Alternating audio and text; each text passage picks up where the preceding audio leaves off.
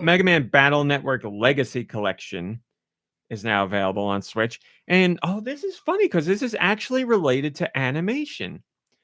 Um, I don't remember the exact wording, but Warner Brothers wanted to re-release or re-air or rebroadcast their classic Looney Tunes cartoons. And as many people would say, and agree nowadays, some of those characters are offensive stereotypes, and that's all there are to them. Like Speedy Gonzalez, for example, or Pepe Le Pew. They're like built on offensive stereotypes, and that's pretty much all the character has to offer nowadays. Um, but they are an important part of Looney Tunes history and Warner Brothers Animation's history. So they don't want to just vault them and hide them forever. So what they did is they created a I don't want to say a warning. It's not a warning. It's just a special message at the beginning of their programs, be it on DVD or Blu-ray or streaming, that lets people know these come from a different time. We do not agree with these sentiments and these caricatures now, but they're a part of our history. So we do not agree with these sentiments and these caricatures now, but they're a part of our history. So with peace and love, we're giving you a warning that this is not how we feel now, but this is how we created content back then. So I think that's great. Recognizing, hey, What happened? we've evolved since then. This is what it used to be. We don't want to hide it away. We want to show that this isn't right, I think but that's this all is you still can where do we came from. in any situation is to acknowledge a mistake or a misstep or, something that at the time wasn't. I mean, it was a mistake at the time, but you didn't know it was a mistake at the time or whatever. You acknowledge it and you move on. Like, I think that you can't just cover stuff like that over.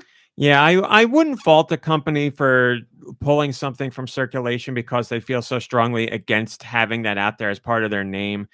I would think, there's still merit to the art that was created. Like, it's difficult. It's a company's decision. If they want to yank it, then yank it. I'd rather they do what Warner Brothers did and acknowledge it and be upfront about it, and then let the people decide to either engage with that content or not. I think that's the best of both worlds, really.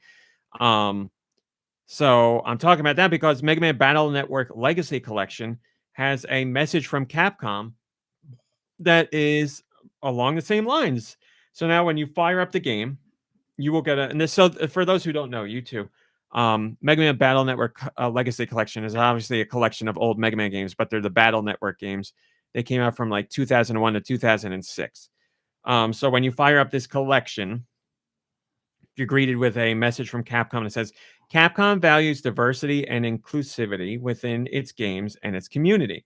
Please be aware the games in this collection may contain some cases of insensitive cultural depictions that are presented as originally created to preserve their authenticity. Then the game starts up. That's it. That's all there is to it.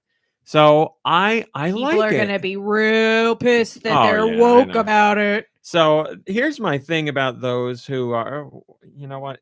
I don't even care. Here's my thing about people who are going to be woke or complaining about wokeness in the game.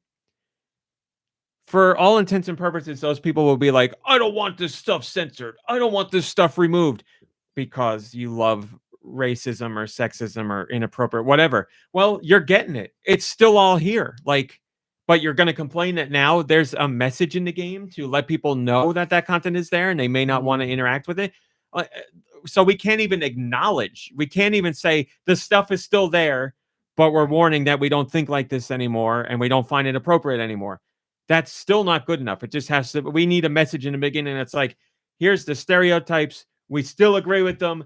And woke snowflakes should get over it. That's the message they want in the beginning of the game. So, or like, the corporation made us put it here, but we didn't want to. So even though the content is still there unaltered, it's not good enough. We can't just have a message of inclusivity. It's got to be all out, just nothing or applaud what we did. So that message is there. And as you said, Mom Brain, obviously, some people were very riled up by this. Others applauded the decision to include this message. So take it as you will, but not surprisingly, it's been a big topic of conversation. And as you can tell by my vitriol, I should say, and if you've listened to past episodes of our podcast, you probably know where we land on this topic.